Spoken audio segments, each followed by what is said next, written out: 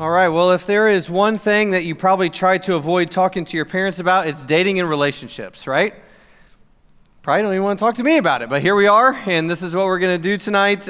Maybe you talk to your parents about it a little bit, but my guess is that this is one of those topics that you avoid, that you just, maybe they know a few things about your dating or relationships or however you want to define that, but you probably don't spill all the beans, you don't give all the details, you don't answer every question exactly, truthfully. You kind of hold some things tight to your chest, and that's okay. There are areas in your life that maybe that's not what you need, and although your parents would love to help you navigate this topic, I also know that the world has changed drastically since your parents probably dated, right? I mean, your parents most likely didn't grow up with social media when they were dating. They didn't grow up with Snapchat, and they didn't grow up with direct messages and all those type of things, and they definitely did not grow up with emojis when they were dating, right? And so all of these things combined, although each little piece is different, has honestly drastically changed what dating and relationships and all of that look like now, the world that you live in, even from 20 years ago when I would have been dating, and even more so when your parents were dating. And so the world is different, and so we recognize that. In fact, I think that you need to be careful who you get your advice from if you're not going to talk to your parents about this. Because you can find advice from all over the place, your friends and other family, or even the internet or whatever. And so I always love this clip from The Middle. Anybody watch The Middle or seen it? You know, it's a fun show. But you know, there's a moment where little Brick wants advice from his parents on kissing, right? And so he asked his mom and dad kind of how to do this. And so watch this clip, and then we'll get into it. All right.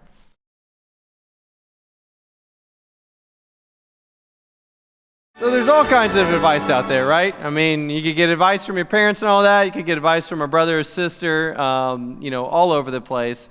The real question that we have to wrestle with as we start this conversation is, what's the Bible say about dating, right? And my assumption is that you've probably thought about that on some level as you've come into high school and going throughout these years. You've thought about how to answer this question. What's the Bible say about dating? And so you fumbled your way through and you looked at some verses, maybe you read some things online. But I also know that as you've tried to answer this question, you've come to a problem, right? Because you feel like, I can't find the answer.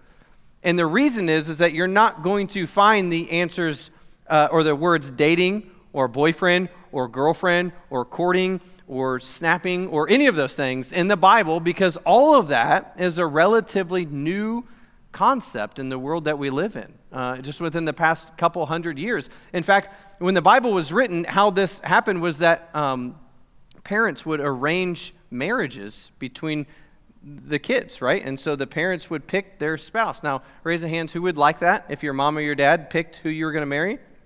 I was like, not many, all right? So it's not, raise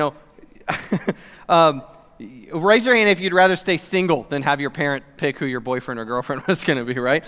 So it's like you don't trust your parents, okay? Some of you don't raise your hand. Either way, you don't care. Okay, now, although we don't have a clear word for word when we look throughout the Bible for dating or boyfriends or girlfriends and how to navigate this, we do find some very clear principles of what this looks like, and that's my hope, is to bring that to light to you today. But here's what I also know, because I want you to listen tonight to what I have to say, even if this isn't the world that you are living in and navigating right now.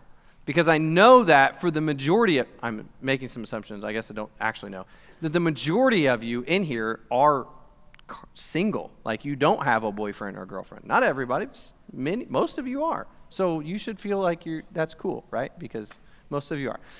But here's what I want you to say. You need to lean in for two reasons. Number one, if you are ever going to date, and most of you will, if you are ever going to date, what we're going to talk about tonight is actually really, really important for you to know before you ever start dating. And so I would call these the prerequisites or the foundations to dating, what to know ahead of time, okay? And so actually I would even say that what we're going to talk about tonight is actually more beneficial to everyone in here who is not dating someone than it is if you are currently dating, because these are the things that we need to know ahead of time. And secondly, I'm going to end our time by talking about the blessing of singleness and what the Bible says about that and why that's not something that you should be ashamed of. So this is what we're going to talk about, and here's what I need you to know. The first thing, I'm going to break this down into 3 different ideas. If you're going to date, you need to date with a God-honorable goal, all right? And I'm going to help you understand this, but this is so important for us. And what I mean by this is that you need to know that there is a right time, there is a right person, and there is a right motive that you need to have when it comes time for you to date. So let's break those things down. The right time, right? The Bible speaks a lot about what this looks like and what this means in our life, that there is a right time for everything. In fact, Solomon told us that he said, there is a time for everything and a season for every activity under the heavens. And so when we think about dating, we also recognize and know that there is a right time and a wrong time to date. And it's hard to navigate and to know, but all that comes down to really your readiness. Are you ready to date? Because being involved in a relationship is, honestly, it's a serious thing that can change who you are and who you become over the next couple years. And so you don't want to rush into this. You want to think about some of these things ahead of time. Solomon was the love guy in the Bible. I don't know if you know this, but not only was he smart, but he also loved a lot of women, okay? And so he said this as he wrote an entire book that somehow made it into the Bible about this woman. And so he says this in Song of Solomon. He says, "Promise me, O women of Jerusalem, by the gazelles and wild deer, not to awaken love until the time is right?" Doesn't that just make your heart tingle a little bit? There's a right time. There is a right time. Here's what I also say. There's not a scientific chart to this, okay? So like if you're looking for well, can you tell me when that is? Like what's the date? That's not how this works. It's not like that, but there is a right time and there's a wrong time. And let me help you navigate how do you know the right time, because how we answer that comes down to these next 2 things, okay? So number 1, we recognize there is a right time. How do we know that? We know that not only is there a right time, but there is a right person, right?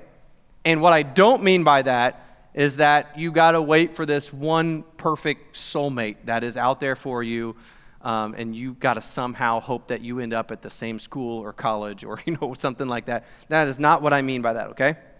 That could be true. I don't know.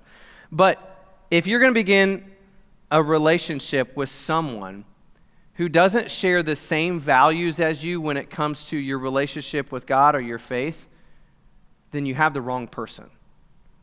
Okay? I need you to hear that. That's my belief on how I read Scripture. If you're going to begin a relationship with someone who does not share on some basic level in equality of your understanding of your relationship and connection to God and how you live out your faith, then that is the wrong person. That is the wrong type of person. Look at these words, and you're probably familiar with these if you've ever done a little bit of study on dating. 2 Corinthians, Paul says this, "Do not be yoked together with unbelievers. For what do righteousness and wickedness have in common, or what fellowship can light have with darkness?" Let's talk about leave this verse up here on the screen for a second. Let's talk about this. What's this mean? Well, being yoked together was a term that referred to oxen or cattle, right? And it was basically it's basically a wooden bar that goes across the shoulders of 2 cattle or 2 ox. And what it does is it ties them together so that they can plow the field, right? And so it would double the work, and when they are yoked together, then they can do the work that is necessary to plow. And so when Paul uses this reference, to us it seems foreign, or unless you grew up on a farm or have watched, what's the show, My Farmer's Wife? I don't know, okay. If you watch that, maybe they talk about this. But why does he say this? So this is common to them, foreign to us. Don't be yoked together. And so he's saying this yoke that you would put on 2 cattle, if they are unequally yoked, what that would basically mean is that either one is taller and one is shorter, and so the yoke is slanted, or one is significantly stronger and the other is weaker. And so when either of these 2 things happen, the cattle, then they would basically, instead of working together and plowing in a line, they would go in a circle almost, right? And they wouldn't be able to accomplish their task because the stronger or the taller one was always doing more work and carrying along the weaker or the shorter one. This is the context to what Paul is talking about here. And so he says, don't be yoked together with unbelievers. He's basically saying when you yoke yourself, when you come together in some type of teamwork, like a different version say don't team up with someone else or don't unite with an unbeliever. It's this relationally that he's talking about, relationally, not friendship, but relationally, in a relationship, because when you yoke yourself together, you are a team, you are together, you are a pair. And when you put yourself together with an unbeliever, you are unequally yoked and you are not able to accomplish the task and move things forward in the direction that God wants you to. And this is what Paul says with these words.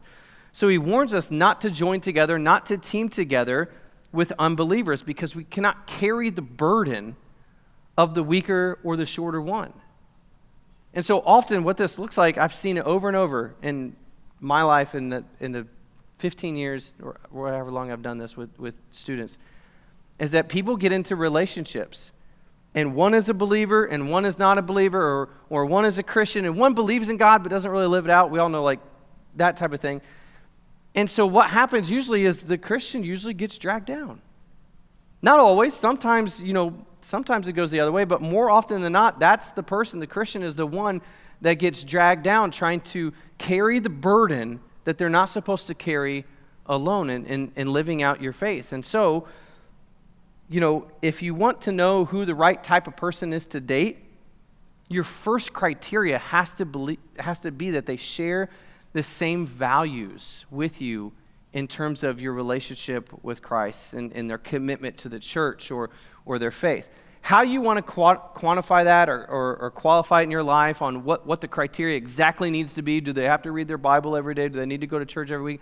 That's up to you, okay? Like, you figure that out. But what you don't need is for you, because I'm going to make some assumptions that all of you in this room, like, you want to grow in your faith, or you're here for some reason. If you start dating someone who doesn't have that commitment, and they begin to try to pull you away from these things or tell you that, a couple different things that are different than how you want to grow in your faith, you don't want to constantly be fighting that battle, especially as a teenager. And so these are all the things that we need to keep in mind. Don't yoke yourselves together. There isn't one right person to date, I don't believe, but there is a right type of person. And our first criteria has to be that they are committed to Christ and their faith. So if we got those two things, there's a right time, there's a right person. We also recognize there's a right motive, okay?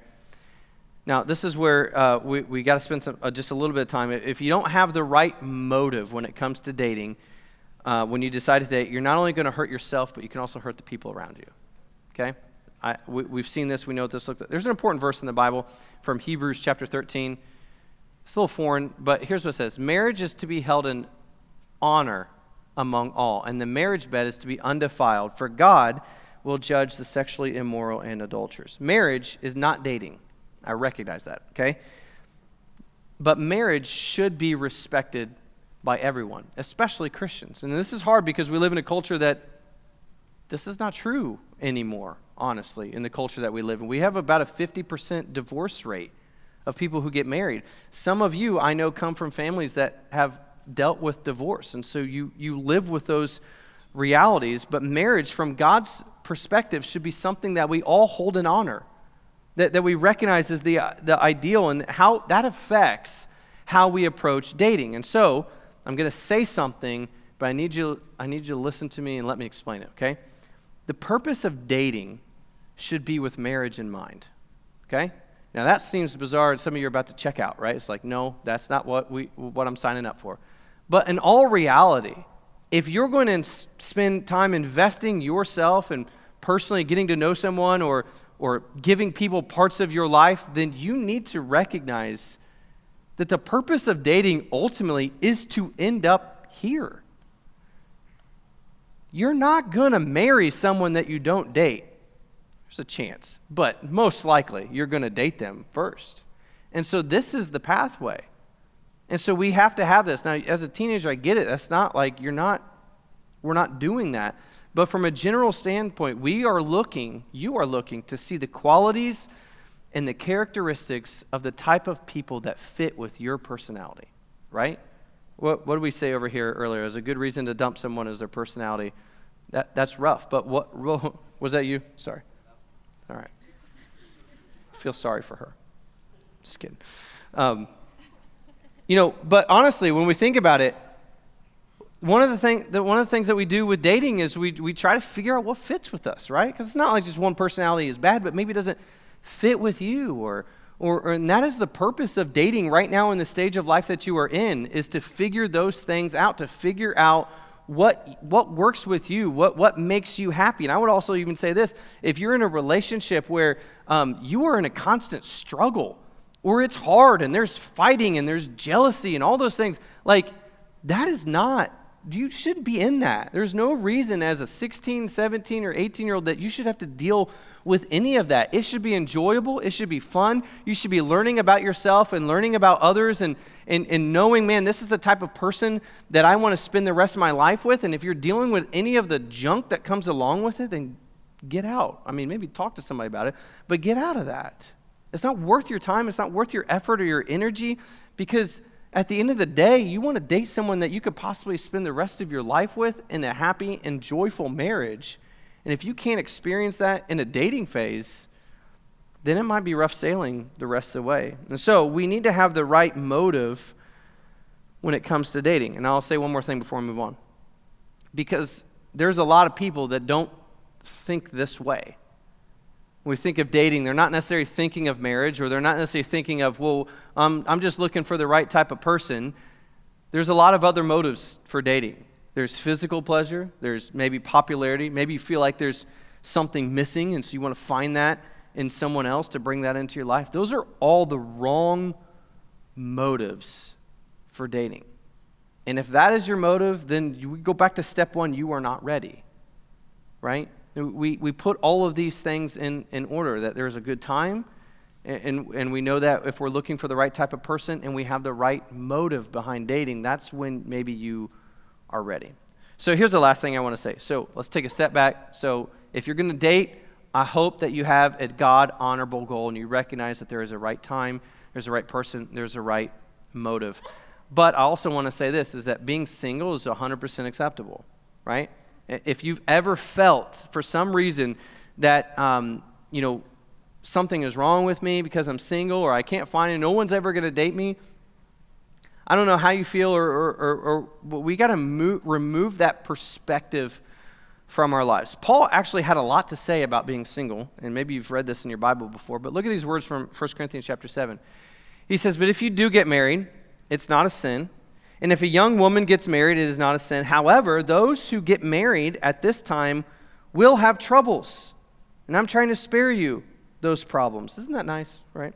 Paul points out the blessing of being single, that it doesn't come with the problems of a relationship. And so being in a relationship, Paul actually makes it very clear, is not wrong, right? He says if they get married, it's not wrong. This is completely acceptable. But also, there is a great blessing in being single. In fact, not only just avoiding the troubles that come along with it, but look what else he says. Several verses here, but follow along.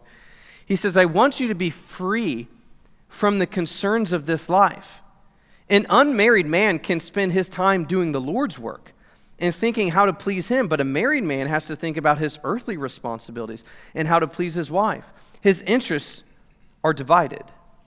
In the same way, a woman who's no longer married or has never been married can be devoted to the Lord and holy in body and spirit. But a married woman has to think about her earthly responsibilities and how to please her husband. I'm saying this for your benefit, not to place restrictions on you. I want you to do whatever will help you serve the Lord best with as few distractions as possible." So what's he saying? I think you're smart enough to figure this out, but what he's basically saying is that individuals who are single are actually able to serve the Lord more fully. Their interests are not divided, and that's not to say, remember, Paul prefaced all of this by saying if you get married, it's not a sin. There's nothing wrong with that. But if you are single, your interests are not actually divided, and you can devote your entire focus on serving the Lord in kingdom work as opposed to earthly responsibilities. And so you just recognize these things. It's not necessarily that one thing is better or wrong than the other, but there shouldn't be a stigmatism against being single, or it's like something is wrong with me. No, you are actually more able to serve God fully and find his purpose for you in this life right now. Your attention can be fully on God. And so singleness is a blessing. There's a burden that comes with relationships. There's also a blessing that comes with the relationships. But I would go as far as to say, for you right now, I don't want to say this and globalize this, that maybe this is true for every single one of you, but I would say for the most of you, it's probably in your best interest to be single right now. The benefit of a teenage relationship, there are some benefits, and you're going to learn some things, but there's also some risk. The blessing that comes with singleness and maybe focusing your attention and your devotion on the Lord right now as you grow and develop into who He has made you to be actually has more of a reward than what you would find in a relationship. So I just want you to consider those things as we open this conversation. The bottom line is this, is if you decide to date, make sure it is the right time, the right person, and you have the right motive. Because if any of those things are missing, or if you ignore one of those things, or you think that it's not important, you can actually find yourself in a very harmful relationship. It can be harmful to your spirituality, it can be harmful to your emotional growth and your communal development among your peers if you find yourself in a relationship that's unhealthy. Next week, if you come back next week, Spencer's going to talk about and go into the weeds a little bit more of healthy dating and what that looks like and actually how to do it. If that's something that you're interested in or you want to know about that as you get there. But for now, let's make sure that we are ready if or when it is time for you to date. So my hope for this tonight is just to set a foundation for what this could look like, how you have these conversations. And my hope is that as you walk into your groups tonight, and I get it, this is the topic that's like, it's fun to talk about, but also like uncomfortable to talk about, right? I'm hoping that you open yourself up a little bit, break these two things down, being in a relationship or singleness or just the right time, right person, right motive, and talk about your readiness or what is the best benefit for you. I hope that you are open in your groups tonight, because if you are not open, then this isn't going to work. You've got to talk about these things to grow in these areas. So